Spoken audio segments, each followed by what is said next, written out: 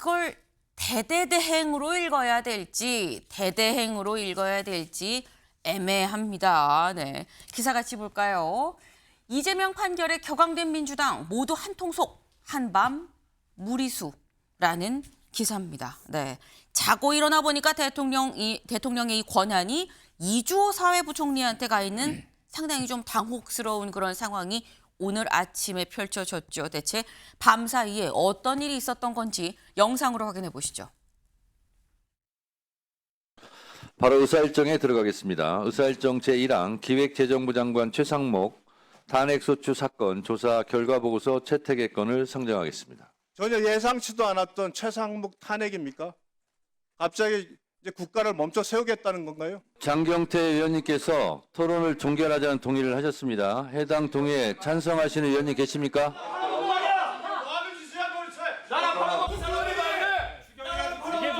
제108조에 따라 토론을 하지 않고 소개를... 탄핵안이 처리가 되면은 바로 사퇴를 하실 수 있다는 보도가 나왔는데 어떤 입장 많으실까요? 그것이 바로 좀 밝히셔야 기획재정부 장관 최상목 탄핵소추안을 의사일정 제46항으로 추가하여 심의하자는 의사일정 변경 동의의 건에 대하여 투표해 주시기 바랍니다.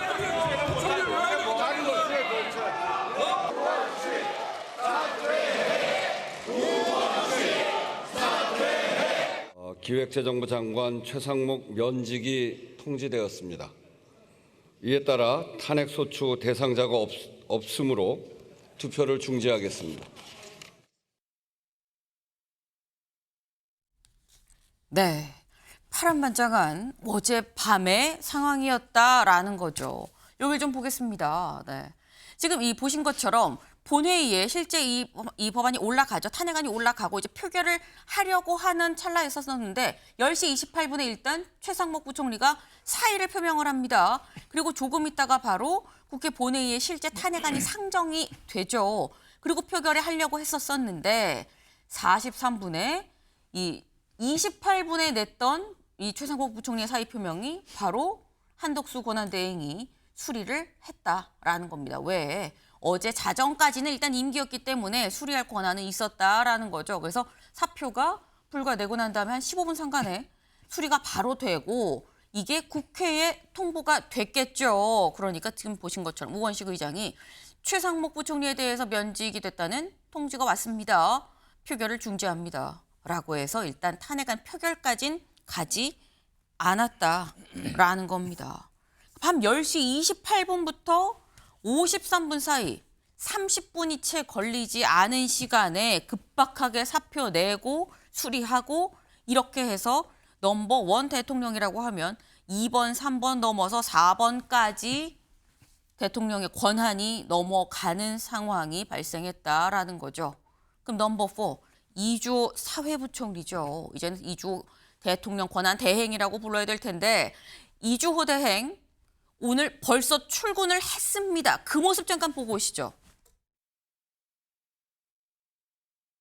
무거운 책무를 맡게 돼서 막중한 책임감을 느끼고요. 지금 가장 중요한 것은 이제 대선을 한 달 앞둔 기간이기 때문에 공정한 선거 관리에 무엇보다 중점을 두도록 하겠습니다. 국정은 그 시스템으로 운영되는 것이라고 생각을 합니다. 국회와 충분히 소통하고 또 국무위원들과도 잘 논의해서 국정을 안정적으로 운영하는 데 최선을 다하겠습니다. 네, 이주호 대행 오늘 아침 조금 전 한 7시 30분쯤 출근하면서 했던 모습을 제가 지금 직접 보여드렸습니다. 윤영걸 대표님, 네. 어떻게 보셨습니까? 뭐 밤새 편히 주무셨습니까? 요새 인사말도 하기 두려울 정도로 네. 밤에 저런 사상 초유의 일이 벌어졌습니다. 삼각 파도를 맞아서 배가 표류하고 있는데 지금 선장을 자꾸 쫓아내는 거예요. 윤석열 대통령 탄핵당했죠. 한덕수 대행은 또 출마를 해서 어제 또 사퇴를 했죠. 대신 대대행을 맡은 최상목 대대행은 어제 또 탄핵 국회에 상정이 됐죠. 그러니까 또 사표를 내고 수리하고 네. 넘버 1 대행이 지금 국정을 맡는데 경제부총리만 해도 전체 부처를 예산 문제로 통과를 하는 면이 있어서 그래도 좀 낫습니다. 근데 저 이주호 부총리는 교육부 역할은 한계가 있어요. 교육부 부처가 작아요. 네. 그래서 저렇게 어떻게 보면은 배로 말하면은 선장이나 뭐 갑판장이 아니라 어디 기관장 정도 엔진 만지던 사람이 갑자기 선장할 정도로 나라가 진짜 엉망이 돼버린 거 아닌가. 정말 민주당이 해도 좀 너무한 거 아니냐. 이거는 좀 민주당을 비판하지 않을 수가 없습니다. 네. 어제 그 이재명 대표에 대한 그 대법원 후보에 판결 대한.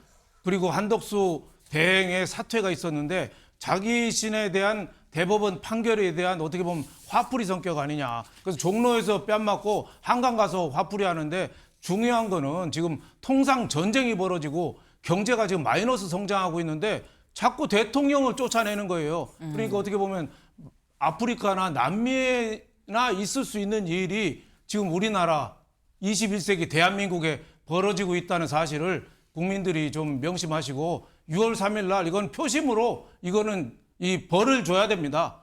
예. 네. 지금 말씀하신 또 민주당에 대해서 굉장히 비판적인 말씀을 일단 하셨어요. 지금 상황이 굉장히 엄중한 상황인데 지금 내려오다 지금 일단 대통령이 파면이 된 상황에서 한덕수 대행이었었는데 이제 오늘 출마 선언을 한다고 하죠. 어제 사퇴를 했고 그리고 뒤이어서 탄핵 위기에 몰린 최상목 경제부총리도 탄핵 표결 직전에 사퇴하고 이 사표가 수리가 되면서 결국 3번 이 이주호 사회부총리한테 넘어왔다라는 겁니다. 대통령으로 따지면은 넘버 4고요. 이 총리로부터 따지면 넘버 3다. 넘버 3한테까지 지금 넘어온 상황이다라는 거예요. 그런데 지금 말씀은 뭐 윤영걸 대표님은 지금 어제 이재명 후보 이 대법원 판단 때문에 지금 화풀이하는 거냐 갑자기 왜 이러는 거야라고 말씀하셨는데 최천일 교수님 네. 사실 최상목 이 경제부총리에 대한 탄핵안이 계속 논의가 되고 있긴 했습니다만 중단된 상태였었거든요. 이게 어제 오후에 갑자기 급물살을 탔어요. 급물살을 탄 이유를 뭐라고 봐야 되는 겁니까? 글쎄 명분이 약하다고 저는 생각해요. 지금 네. 대외적인 명분은 계엄 사태를 막지 못했다. 네. 묵인 또는 방조했다라는 얘기인데 이 지금 최상목 이미 전 부총리입니다만 전 부총리는 이 계엄에 대해서 대단히 비판적인 얘기를 해왔어요. 그래서 이걸 가지고 지금 묵인 또는 방조했다는 점 이걸 하나 들었는데 이것도 좀 명분이 좀 약하다고 보여지고 또 하나가 미국과의 통상협정을 너무 빨리 서두른다. 너무 빨리 서두르고 있다. 그리고 한덕수 전 대행도 마찬가지로 어떤 이 선거에 활용하기 위해서 하는 거 아니냐 뭐 이런 미국 재무장관의 발언도 소개되고 이랬었어요. 네. 그런 관점에서 이제 탄핵을 한 거라고 보는 겁니다. 지금 두 가지예요. 결국 명분은. 네. 계엄을 막지 못했다라는 거.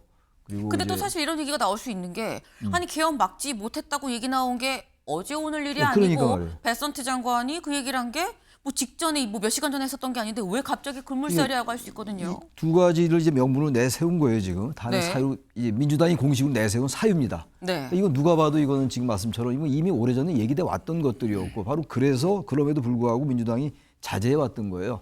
현재 상황이 지금 대선도 얼마 안 남았고 어쨌든 미국과의 통상협정은 추진해야 되는 것이기 때문에 근데 이거를 지금 어제 갑자기 밤에 말이죠. 10시가 넘어서 이건 아무리 봐도 아무리 좋게 해석하고 좀 긍정적으로 해석하려고 해도 어제 그 대법원 판결 유죄 취지의 파기환송 그것과 연관시켜 보지 않을 도리가 없어요. 이거는 이거 이런 식으로 민주당이 지금 어쨌든 간에 제1당인데 네.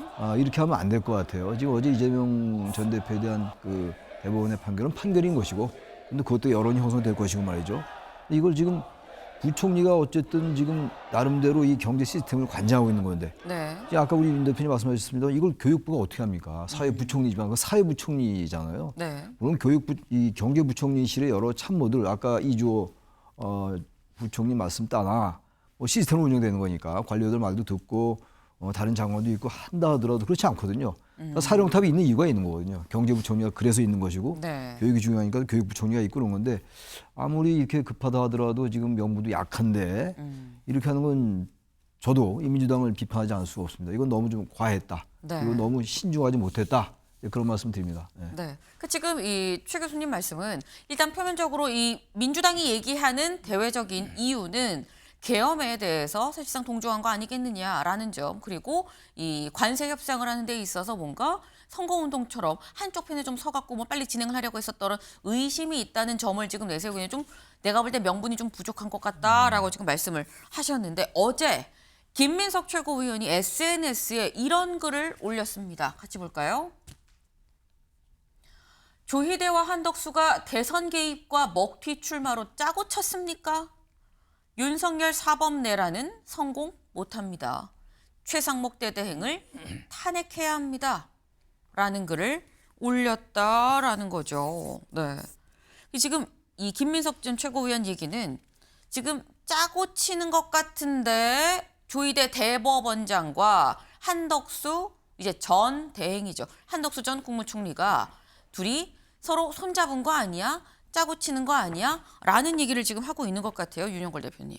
그렇지만은 저 좀 논리상 비약이 너무 많죠. 조희대 대법원장이 대선 개입을 했다는데 지금 그 선거법, 공직선거법, 이재명 대표 공직선거법이 네. 기소된 지 2년 8개월 만에 나온 겁니다. 늦어도 너무 늦었어요. 원래 1심 6개월, 2심 3개월, 3심 3개월, 1년 안이면 끝나서 선고해서 끝나게 돼 있는데 네. 2년 8개월이나 걸렸어요. 근데 어떻게 지체된 정의는 정의가 아니라는 말 있잖아요. 대법원이 그래도 마지막으로 대선 되기 전에 유무죄 판결을 내려준 겁니다. 그래서 원심 파기해서 파기환송을 한 거죠. 그리고 한덕수 대표 대행이 먹튀 출마했는데 어제 일로해서 오히려 출마의 명분을 강화시켜준 거예요. 예, 대행 체제까지 나오고 최상목 대행을 또 탄핵하고 계속 어제 탄핵 소추에서 윤석열 정부 들어와서 탄핵 소추가 31번째입니다.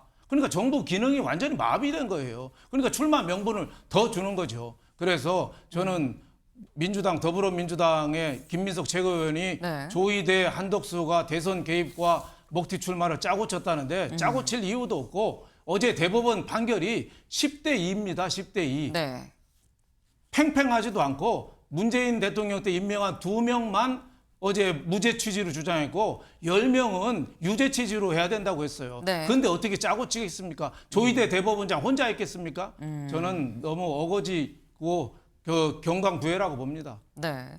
지금 윤 대표님은 아니 지금 이거를 조희대 대법원장과 한덕수 전 권한대행이 같이 짜고 쳤다고 보기엔 너무 논리적 비약이 많다. 좀 몰아가기로 좀 보고 있는 거 아니냐라고 말씀하셨는데 다음 기사를 좀 같이 볼까요? 조선일보.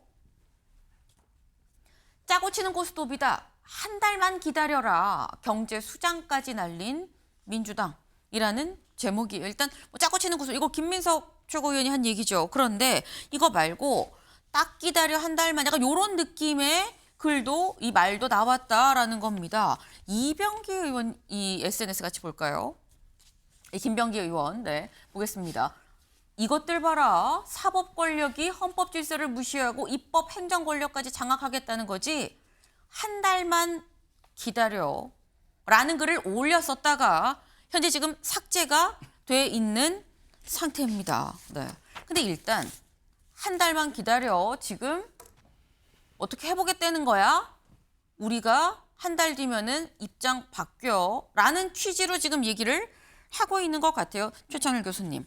지금 이 얘기는 사법부도 못 믿고 행정부도 못 믿고 입법사법행정인데 입법은 이미 민주당이 사실 이 다수당으로 이 있고. 권력을 갖고 힘을 갖고 있는 상황인데 남은 둘 다 못 믿겠다라는 취지인 걸로 보입니다.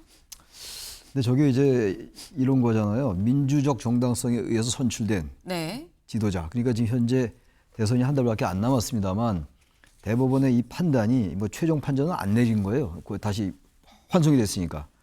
그렇다 하더라도 국민들의 이 선출권을 제한한다고 보고 있는 것 같아요. 민주당은. 반대로 대법원은 오히려 이재명 후보의 그러한 여러 얘기들, 이 오히려 유권자들, 이른바 선거인들의 판단을 왜곡할 수 있다. 그래서 허위사실 공표다라고 유죄 취지로 환송한 거 아니겠어요? 입장이 전혀 다른 건데 네. 우리가 이걸 상기해야 돼요. 아주 객관적으로 냉정해 봐야 되는 게 지난번 헌재 판단할 때 말이죠. 윤석열 전 대통령 탄핵 파면할 때 그때 이 논리가 국민의힘의 논리였어요. 국민이 뽑은, 국민이 선출한 대통령을 감히 헌법재판소가 사법 권력이 왜 파면하느냐라는 논리가 많았다고요. 네. 그래서 항상 민주적 정당성과 이 헌정주의가 충돌하는 거거든요. 근데 그때는 민주당이 그런 얘기를 안 했어요. 물론 이른바 내란이라고 한 계엄이라는 것과 이것과 비교하기는 어렵다 하더라도 말이죠. 기본적으로 이 민주주의를 유지하고 있는 시스템이 그렇게 돼 있는 거예요. 그래서 사법 권력과 이 입법 권력, 행정 권력이 서로 견제하라는 거거든요. 네. 물론 사법 권력은 민주적 정당성이 취약하죠. 선출직이 아니니까. 그럼 에도 불구하고 사법부에다가 결국 최종 판단을 맡기는 거거든요. 그러니까 사법부가 마지막 민주주의의 보루라는 게 바로 그런 것들이에요. 그래서 우리 항상 그런 비판하잖아요. 어떻게 판사 몇 명에 의해서 국가운영이 좌우되느냐.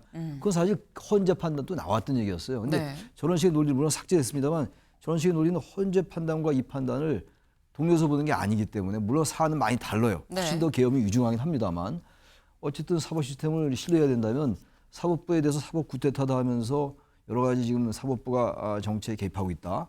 뭐 사법의 정치는 많이 있었던 얘기는 합니다만 그런 부분들은 좀 민주당이 자제할 필요가 있다고 생각해요. 어쨌든 간에 한 달을 그야말로 한 달만 기다려야죠. 그러면 한 달 동안 자제하라는 얘기지 한 달 동안 막 사용해라라는 얘기는 아니거든요. 근데 사실 지금 저희가 앞에서 김민석 최고위원 그리고 뭐 김병기 의원의 얘기를 지금 보면 요지는 이거예요. 지금 사법부의 판단에 대해서 민주당이 좀 있는 그대로 받아들이지 않는 것 같다는 취지의 말씀이었는데 지금 얘기는 지금 사법부뿐만이 아니라 사법부랑 행정부가 손을 잡았다고 봤기 때문에 지금 최상목 경제부총리를 탄핵을 한 거 아니겠습니까? 그러니까 말하자면 아까 이제 김민석 최고의 얘기처럼 조희대 대법원장과 네. 한덕수 전 권한대행이 뭔가 소통이 있었다, 교감이 있었다, 이제 네. 짜고 쳤다 이런 얘기인데 저는 그 상상할 수 없는 일이에요. 만약 그게 밝혀지면 말이죠, 대한민국은 헌정질서 자체가 문제가 아니에요. 그건 완전히 대한민국이 무너진 상황이기 때문에 전 네. 글쎄 어제 이제 시간대가 좀 그렇긴 하죠. 3시에 대법원 판결이 나왔고 4시에 이제 한덕수 권한대행이 이제 사퇴를 했으니까 그렇게 봄직한데 네. 아무리 화가 나더라도 근거가 있어야죠, 그런 것도. 그래서 전 마지막까지 민주당이 전 그 이재명 후보의 말이 맞다고 봐요. 국민의 판단에 따르겠다, 국민이 선택할 것이다라는 기조로 당당히 가야 돼요. 너무 지금 어제 그 판결에 격앙돼 가지고 너무 좀 이 자제로 잃은 게 아닌가. 그냥 밤에 갑자기 최상목 권한대행 사퇴시킨 거나 마찬가지죠, 사실상. 사퇴는 본인이 했습니다만. 게다가 이런 강경한 발언들 올리고 이게 과연 선거에 도움이 될까. 냉정하게 봐야 돼요, 민주당이 지금. 이 상황을 이재명 후보가 지지율이 높다 하더라도 말이죠. 이걸 너무 과도하게 이렇게 되면 중도층의 표심이 중요한 건데 이 상황에서 네. 어제 대법원 판결 이후에 말이죠. 더욱더 중요해졌어요. 중도층의 이 표심이 어느 때보다도. 그럼에도 불구하고 저런 행동과 저런 발언들은 이재명 후보에게 별로 도움이 되지 않는다. 제가 만약 민주당이었다면 강력하게 말릴 것 같아요. 네. 저는 최상목 대행의 전 탄핵도 전 말렸을 것 같아요. 근데 민주당이 조금 더 강경한 거, 전 강경이 아니라 좀 자제로 잃는 거 아닌가라는 생각도 들기도 합니다. 네. 네, 최상목 대행을 탄핵한 건 좀 무리수였다. 어떠한 근거로 행정부와 사법부가 같이 손잡고 간다고 판단을 하는 거냐라고 말씀을 지금 하셨어요. 네. 다음 기사를 좀 보겠습니다. 네.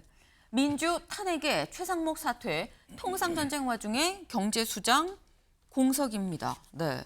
근데 지금 이 최상목 대행이 일단 사퇴를 했어요. 탄핵안이 표결되기 직전에 사퇴를 하긴 했는데, 근데 윤영걸 대표님, 네.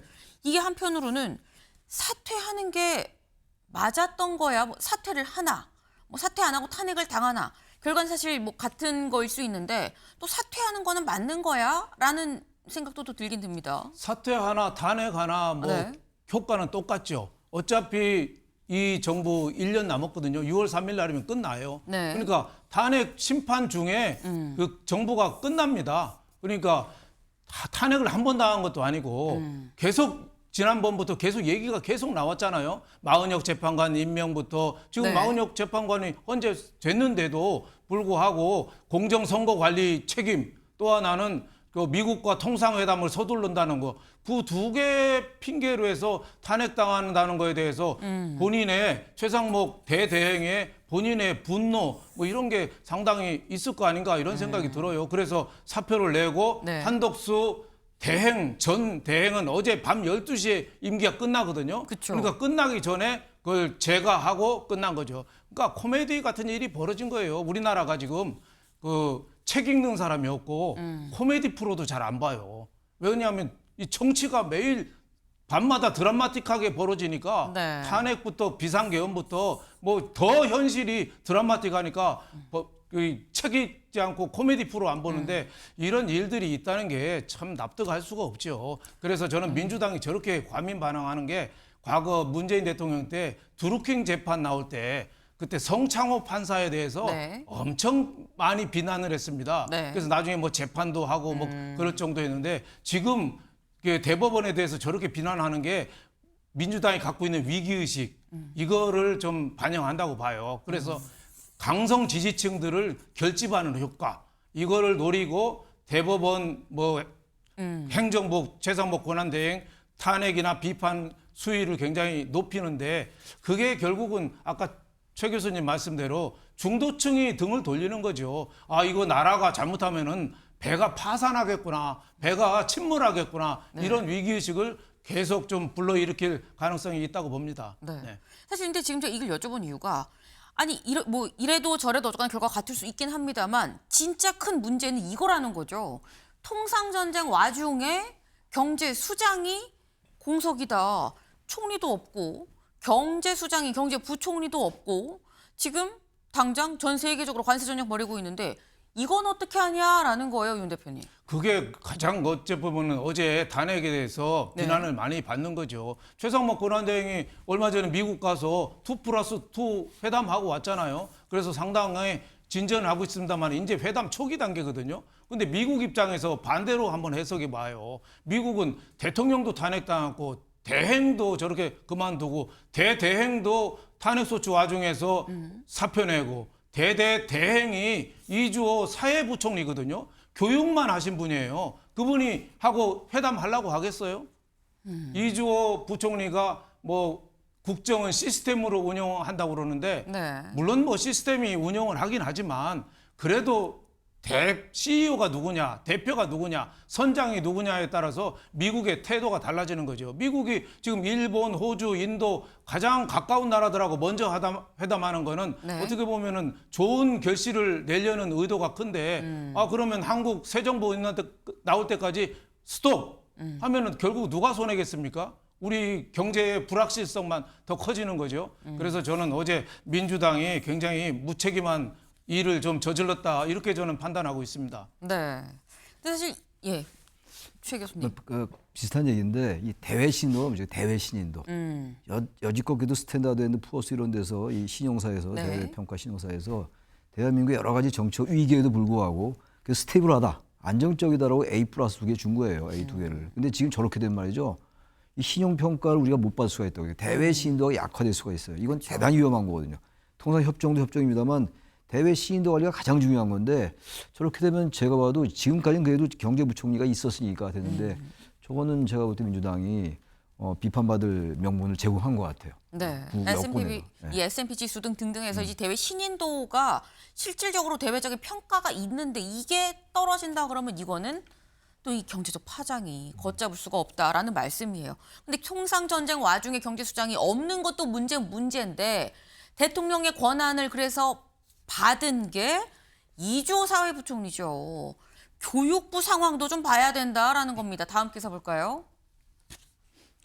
총리실 도움 없으면 2주 못 버텨. 정부 총괄 떠맡게 된 교육부 당혹입니다. 네. 지금 사실 의대생 복귀 문제가 지금 걸려 있는 상태죠. 당장 어제부터 이 복귀 안 한 의대생들에 대해서 이 유급 통보가 간 걸로 알고 있는데 한 10명 중에 7명은 지금 복귀를 안 한 상태예요. 이 사안도 사실 쉽게 볼 수 없는 사안인데 이게 최창일 교수님 지금 이 교육부에서 통상에 뭐 지금 의대생 복귀 이 의료 문제에 전체 나라 총괄까지도 할 수 있을까라는 생각이 들거든요. 참으로 걱정해요. 한 달이라는 게 짧은 세월이긴 합니다. 짧은 시간입니다만 지금 짧지가 않아요. 지금 1시간. 중요한 시기긴 굉장히 하죠. 중요해요. 한 달이라는 게 네. 보통 때 1년 같은 시기인데 과연 교육부총리가 어떻게 버텨나가겠죠. 뭐 다른 관료들이 있고 그야말로 시스템이 있으니까 버텨나간다 하더라도 지금 의대 정원 문제도 그렇고 교육 문제도 상당히 심각하거든요. 교육 문제조차도 교육부총리가 감당이 어려울 정도예요. 그동안 어쨌든 간에 이 의대 정원 문제 가지고 온 나라가 혼란스러웠는데 그때 사실 교육부총리가 결정적인 역할을 잘 해내지 못했어요. 사실상. 대통령에 대해서 어떤 그런 조언도 그랬고 말이죠. 근데 이 상황에서 이 사회부총리가 경제부총리 역할을 맡아서 과연 해낼 수 있을까? 진짜 그건 걱정이에요. 제가 웬만하면 최상목 대행의 그 탄핵을 이해할 수 있겠는데 지금 이해할 수 있는 상황이 아닌 것 같아요. 이건 민주당이 어쨌든 어제 좀 그 야밤에 말이죠. 좀 정상적인 날이 밝고 뭐 이렇게 여러 가지 명분을 내세우면서 그렇게 절차를 국민께 설명하고 하는 것과 그 밤에 그렇게 마침 그날 또 대법원의 판결이 있던 날인데 그렇게 하는 게 과연 정치적 성숙함이 있는 것인가? 이게 무슨 뭐 갑자기 제가 무슨 뭐 민주당을 비판 이런 차원이 아니고 객관적으로 볼 때 권력이 자제해야 돼요. 항상 자제와 관용이란 말은 항상 우리가 하는 말 아닙니까? 조금 더 과했어요. 빨리 민주당이 이 정상적인 사고를 찾아야 될 것 같아요. 어제부터 하루도 아직 안 됐으니까 어제 충격을 많이 받았을 거예요. 그건 이해는 하겠습니다만 그렇다고 이걸 이렇게 화풀이식으로 느껴질 만한 그런 행동은 저는 정말 또 똑같은 말씀입니다만 자제해야 된다. 이제 그 말씀 또 드립니다. 네. 지금 저희가 하는 이런 얘기가 사실 들으면서 아이고 고구마 100개 먹은 것 같다라는 생각하실 수 있어요. 첩첩산중이네 라는 생각이 좀 들 수 있는 상황이죠. 상황적으로. 그런데 다음 기사를 좀 보겠습니다. 오늘 뭐가 예정이 돼 있느냐 볼까요? 한덕수 국무총리직 사퇴 오늘 대선 출마 선언입니다.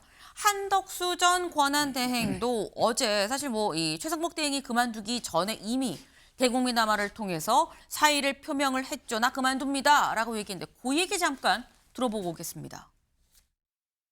저는 이제 대통령 권한대행 국무총리의 직을 내려놓습니다.